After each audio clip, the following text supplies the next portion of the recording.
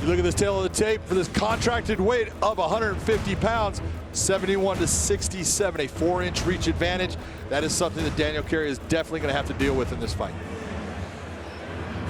Frank Trigg will be the man in the middle for this fight, contested at a contract weight of 150 pounds. Gadzhi Rabadanov in his first fight in Bellator. Scary Daniel Carey in his 7th fight in Bellator MMA. The bell in round 1. Rabadanov in the red gloves, Carey in the blue.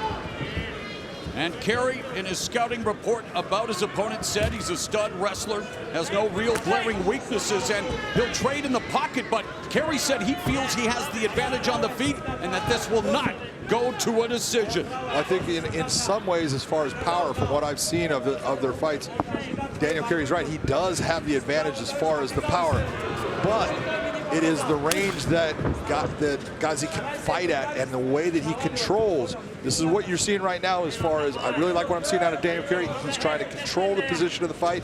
He's the one trying to lead the dance right now, and that's a good mark for him to take advantage of.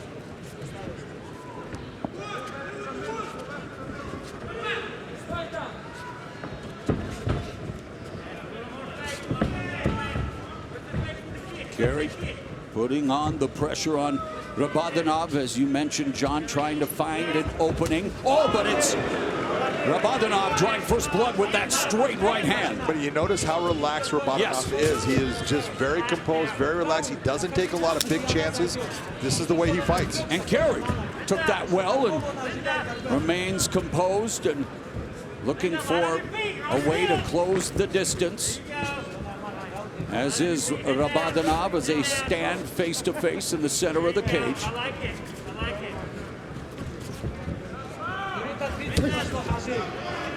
Nice hard front kick. You saw that Rabadanov kind of took that and turned his body, made that thing slide off so it didn't take full impact.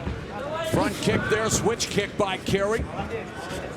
Of course, you attack the body early, as he just did with that liver kick.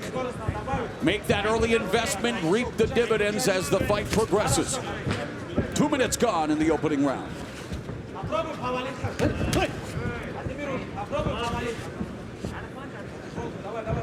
Carey really utilizing that front kick as a range finder and kind of keeping Rabadanov back.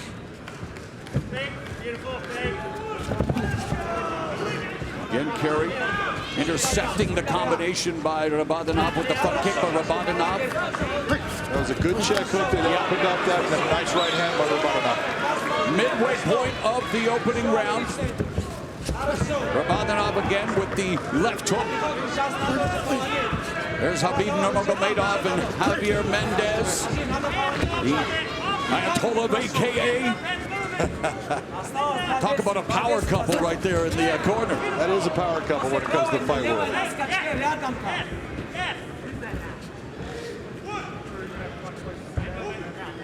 2 minutes left here in the first round. And again the kick, but countered by Rabadanov with the right hand that landed. And Rabadanov finds a home for the right again as Carey tries to keep him at bay with the front kick. But you're seeing that Rabadanov is now starting to control the range, and that's why that right hand is landing. Carries more towards his back foot as Rabadanov keeps on pushing just a little bit forward. You're right, closing the distance. As we come up on the final minute and a half of this first round. Lead right hand by Rabadanov. One of the things I want to point out right here is take a look that Rabadanov has not attempted one takedown attempt. This is what everyone thinks when they hear Dagestan. They think, oh, all these guys are going to be just like Khabib. They're not. They all fight differently, but they're all good. And they have Javier Mendez in the corners. Rabadanov on him with the left right hand. And what a debut for Gadzhi Rabadanov as he records a scintillating knockout. Let's take a look at what happens here. And this is what you start to see, that Daniel Carey comes in and goes for the kick. Here comes the left hook counter right on the button. You see him go down. Rabadanov just follows up, actually takes his time, doesn't rush. Watch the kick. Left hook counter right on the button. It doesn't get prettier than that. That is as good as it gets. One more time. Just watch the setup, and he takes that kick well. He knows it's coming, but he knows that he's within range to land that hook. And then the next couple of shots, it's over. You see him turning. That is not the way you fight. Real speed. Watch what happens here. Boom, boom. That's how fast it happens. Fail the tape for this one, brought to you by DraftKings Sportsbook. Gadzhi Rabadanov, 31 years of age.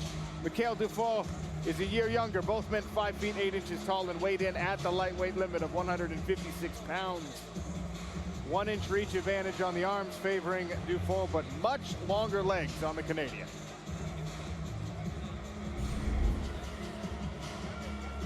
Keys to victory. So for Rabadanov, he's got a great counter left hook, which is a very, very long-range weapon he can use. Wrestling to top position will be very, very valuable to him. If he can get there, and then punching and passing the guard will be a key to get him into safe places. For Dufault, set the pace, be aggressive all the way from the start, all the way to the end. Win the wrestling scrambles, and then, of course, threaten with submissions. There's a variety of things that Dufault can throw at you on the floor. 3 5-minute rounds to determine who will face Brent Primus in our 2024 Lightweight Championship.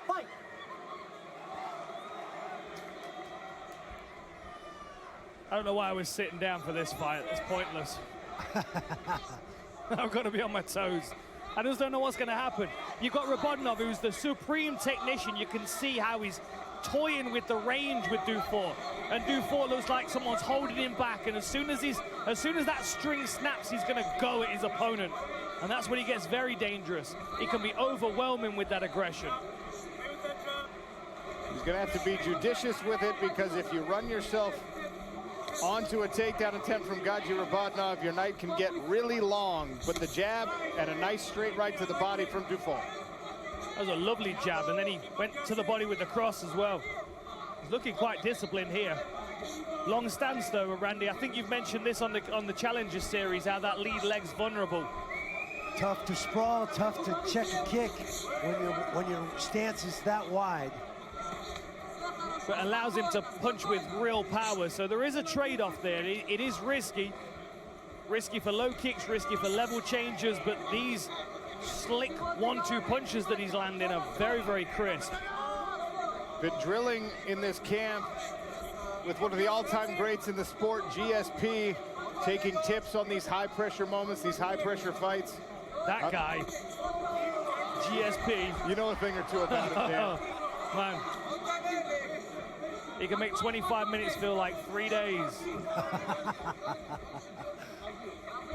And look, we know that Gadzhi Rabadanov can be a dominant wrestler, but Mikhail Dufault was a primary training partner, cornerman of Olivier Aubin-Mercier, who's not exactly a slouch in the grappling department. So it's not like H2O and TriStar were not giving this young man incredible rounds leading up to this fight. I like this discipline from Dufault so far. I feel like it's only a matter of time, though, before it really opens up. But these jabs are landing quite crisp. It's a bit of a battle of the jab right now. 3 for Dufault, 8 total strikes landed for Rabadanov.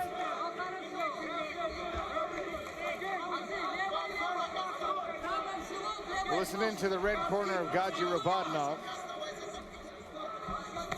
Oh! Like that. Left leg.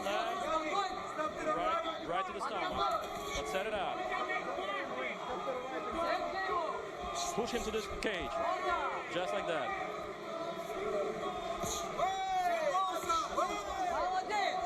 Well done. Just like that.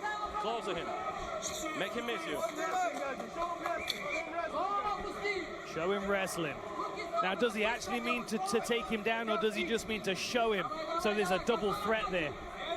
Because Dufault's being drawn into a boxing match right now.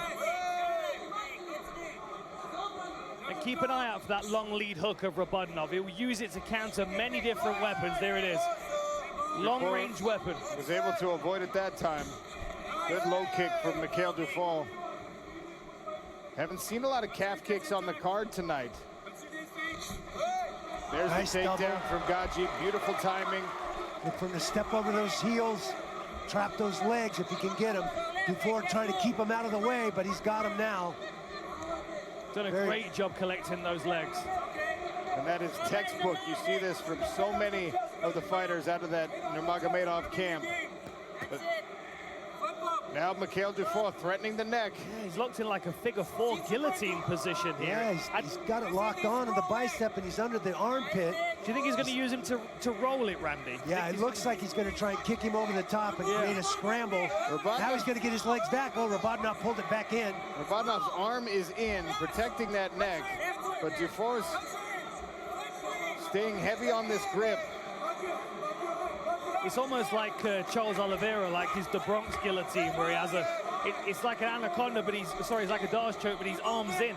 Difficult to finish this, very difficult to finish this, but it's causing Rabadanov some problems. Making it very difficult for Rabadanov to clear his head and establish a dominant top position for fear of being rolled or kicked over the top. Allowed Dufour to get one leg back, but now Gadzhi wrestles to the top again. Butterflies in, at least on the left side for Mikhail Dufour. He's got the right underhook, the correct underhook, I should say. Patience by Rabadanov to stay in position, meticulously work his way out of the problem. Brent Primus and a $1 million championship bout. Our judging and rules expert, Big John McCarthy. How'd you see round one?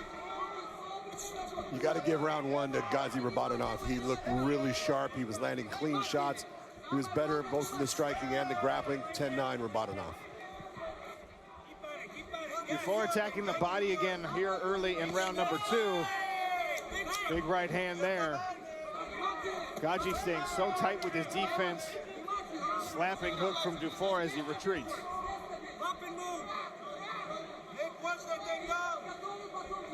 There's Brent Primus, already won. He'll watch it with great interest to see who he faces in the championship. I think Dufour's trying to be a little bit too cautious here, trying to be a bit too technical with the guy that may have his number in that style of fight. Like Dufour crashing forward and causing a bit of chaos might throw Rabadanov out of shape. This is better. Gadzhi Rabadanov, because of his wrestling credentials, is not often taken down. Just threatening it can change the dynamic in this fight. Might open him up a little bit more to Dufour's hands by threatening the takedown. Exactly. A level change, he might think he's coming again, drop his hands a little bit to stop the takedown and catch a nice glove. I'm sure Tim Sylvia was expecting a takedown when he got cracked with that massive overhand, eh?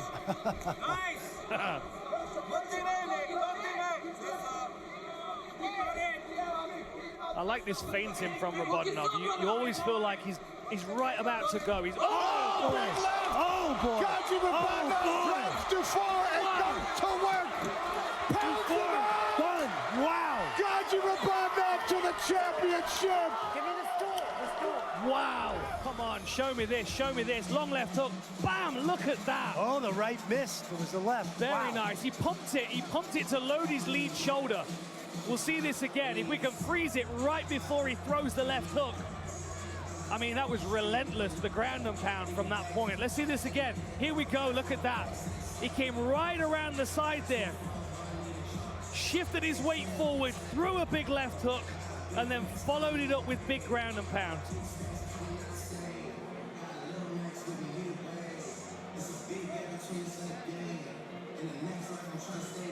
If we freeze it there, look at this. So there's a moment here where Dufour doesn't know whether Rabadonov's going to go for here, whether this hand's coming over the top, or whether this is coming around the side.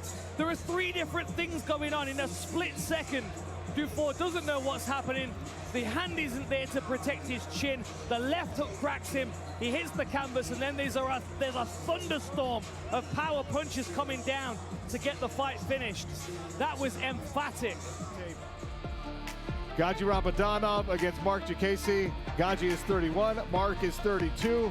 Diakiese, the taller fighter here, with a 2-inch reach advantage in this co-main event. Keys to victory for this fascinating bout. For Gadzhi Rabadanov, he's got to establish the jab because his left hook comes off that. If he can corral Jiu-Jitsu up against the fence, he can shut down some of that dynamic attack and then feint before he attacks. For Jiu-Jitsu, fighting at long range is the smart thing to do. Fast kicks will be helpful, and if he's under pressure, get wrestling, take him down. Gadzhi Rabadanov is in the green. Mark Jiu-Jitsu is in the dark trunks. You ready? Fight! Southpaw stance, you'll see Jiu-Jitsu switch now and again.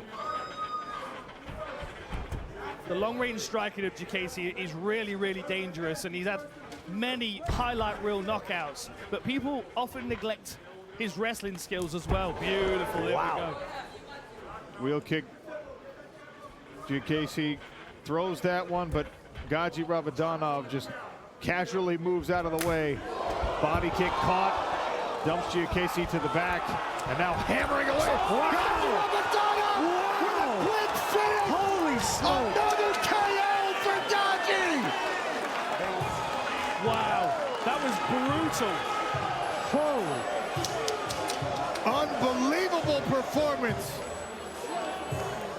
That was insane. Make it 11 in a row.